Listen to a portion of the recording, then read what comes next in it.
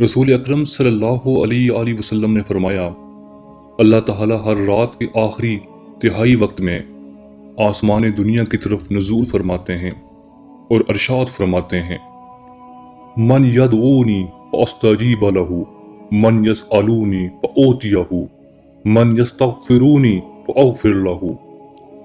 ہے ابن آدم، کون ہے جو مجھ سے دعا کرے اور میں اسے قبول کروں؟ کون ہے جو مجھ سے مانگے اور میں اسے عطا کروں؟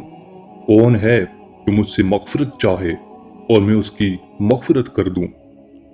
اور مسلم شریف میں تو مزید اتنا آیا ہے کہ اللہ تعالیٰ اپنے ہاتھوں کو پھیلا دیتے ہیں اور فرماتے ہیں، کون ہے ایسی ذات کو قرض دے جس کے پاس نہ کچھ کمی ہے اور نہ وہ ظلم کرنے والا ہے۔ اور یہ بات صبح طلوع ہونے تک اللہ تعالیٰ فرماتے رہتے ہیں۔ حدیث میں ایسی تعبیر اختیار کی گئی ہے کہ وہ اللہ، وہ پروردگار عالم قریب سے قریب تر معلوم ہوتا ہے، یعنی کہ آسمان دنیا پہ اللہ تعالیٰ نزول فرماتے ہیں۔ ویسے تو اس کی قرب کی کیا ہی شان ہے، لیکن بندوں کو ایسا احساس دلانے کے لیے کہ کوئی دوری نہیں ہے، کوئی فاصلہ نہیں ہے۔ مجھ سے دعا کرو، میں قبول کروں گا۔ مجھ سے معافی مانگو، میں معاف کر دوں گا۔ میرے سامنے مشکلیں رکھو، میں آسان کر دوں گا۔ میرے سامنے حاجتیں رکھو، میں پوری کر دوں گا۔ میرے سامنے مسئلے رکھو، میں ان کا حل دے دوں گا۔ اور وہ لوگ جو رات کو اللہ کے سامنے کھڑے ہو جاتے ہیں، اپنی جبین کو سجدے میں گرا دیتے ہیں، اللہ ان کا ذکر قرآن میں بہت ہی خوبصورت انداز میں کرتے ہیں۔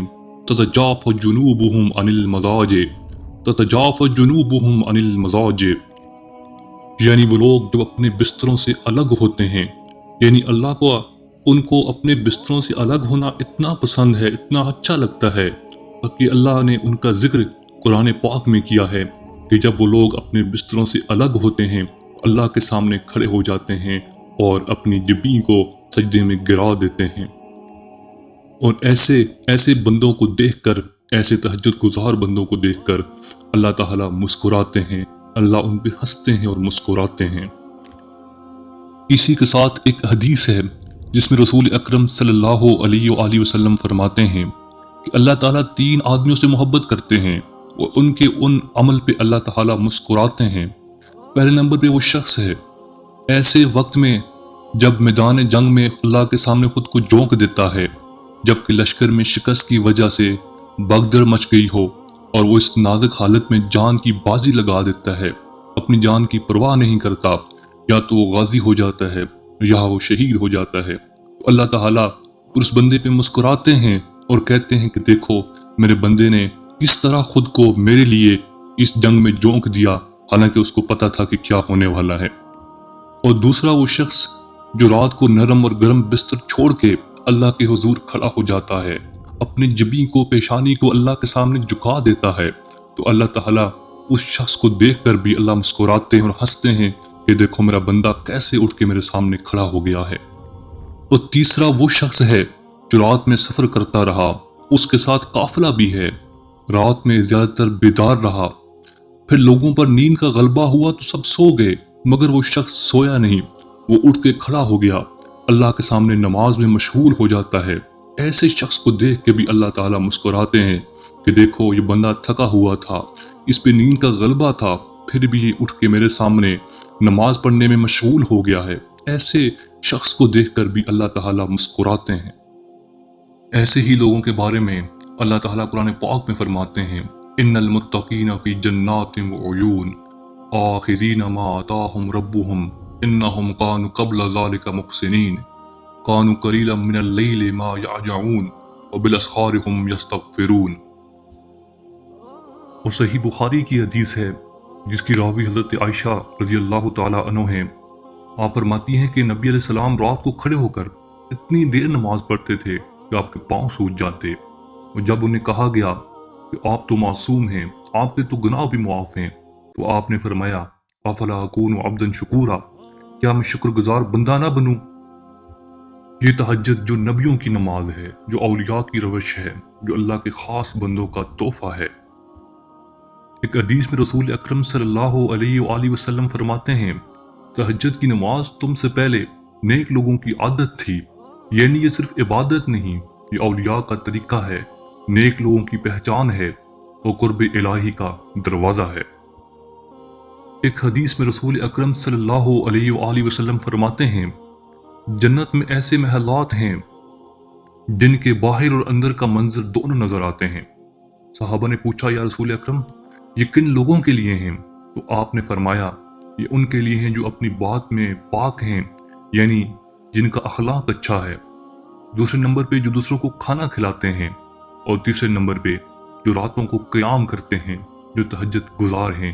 یہ محلات، یہ گھر، یہ ان لوگوں کے لیے ہیں۔ اور ابن ماجہ کی ایک حدیث ہے کہ جس میں آپ علیہ السلام نے فرمایا، تہجد دعا کے قبول ہونے کا سب سے بہترین وقت ہے۔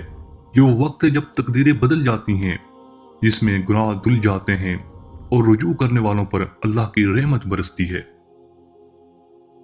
ایک اور بہت ہی پیاری اور خوبصورت حدیث جس کے راوی حضرت عبادہ بن صامت رضی اللہ تعالی عنہ ہیں، جس میں رسول اکرم صلی اللہ علیہ وآلہ وسلم فرماتے ہیں، جس شخص کی رات کو آنکھ کھلتی ہے اور وہ پڑھتا ہے، لا الہ الا اللہ وحدہ لا شریک لہ لہ الملک ولہ الحمد وہو علی کل شیء قدیر، الحمدللہ وسبحان اللہ، لا الہ الا اللہ واللہ اکبر ولا حول ولا قوۃ الا باللہ۔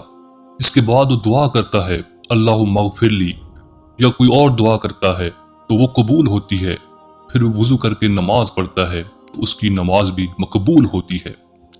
کس قدر آسان کر دیا ہے اللہ کے رسول نے قبولیت دعا کو اور مقبولیت نماز کو۔ ایک اور حدیث میں رسول اکرم صلی اللہ علیہ وآلہ وسلم فرماتے ہیں کہ رات کی نماز گناہوں کو مٹاتی ہے، دل سے غم کو دور کرتی ہے اور بدن سے بیماری کو دور کر دیتی ہے۔ یعنی یہ تین چیزیں، گناہ، غم اور بیماریاں، دنیا کی زندگی کے سب سے بڑے دشمن یہ تین چیزیں ہیں، اور تہجد کی نماز ان تینوں کا علاج ہے۔ آخر کیا وجہ ہے کہ تہجد اتنا محبوب عمل کیوں ہے؟ علماء کہتے ہیں کہ اس وقت انسان خود اپنے نفس سے جیت جاتا ہے۔ جب نیند زور سے ہو، جب کمبل گرم ہو، کمر تھکی ہو، اگر تب بندہ اٹھ جائے تو یہ اس کے خلوص کی سب سے بڑی دلیل ہوتی ہے۔ اسی لیے تہجد کا یہ عمل اتنا محبوب ہے۔ رات کا سجدہ انسان کو بدل دیتا ہے، انسان کی تقدیر بدل دیتا ہے۔ دن کے گھنٹوں کی عبادت کبھی کبھی وہ اثر نہیں کرتی جو رات کے چند لمحے کر جاتے ہیں، کیونکہ یہ سجدے محبت کے ہوتے ہیں، خلوص کے ہوتے ہیں، صرف اللہ کے لیے ہوتے ہیں۔ ایک سجدہ، دو آنسو اور پورا آسمان گواہ بن جاتا ہے۔ چلیں کہ نیم شب غم میں روشنی سی ہو جائے، یہ دل بھی سجدہ کرے اور کمی سی ہو جائے۔ نہ جانے کون سی ساحت میں در کھلیں اس کے، کہیں پہ اشک گرے اور کرم بھی ہو جائے۔ بڑی طویل شب ہجر تھی مگر آخر، سحر کی آہ میں تاثیر نمی سی ہو جائے۔ ہزار بار اٹھا ہوں میں درد کے عالم میں، کہ شاید آج دعا بھی کوئی